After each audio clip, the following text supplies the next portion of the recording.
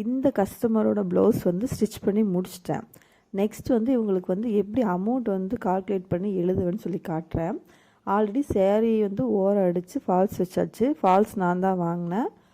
சேரீ ஓரம் அடிக்க 20 ரூபா, ஃபால்ஸு ப்ளஸ் ஸ்டிச்சிங் வந்து 70 ரூபா.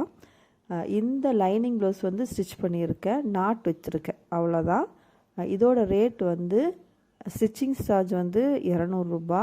அந்த நாட்டு பின்னாடி வைக்கிற ரோப்பு அதுக்கு வந்து 20 ரூபா, 220 ரூபா வந்து ஆட் பண்ணியிருக்கேன். நெக்ஸ்ட்டு வந்து இந்த டிசைனர் ப்ளவுஸ்க்கு வந்து கொஞ்சம் ஒர்க் அதிகம்தான்.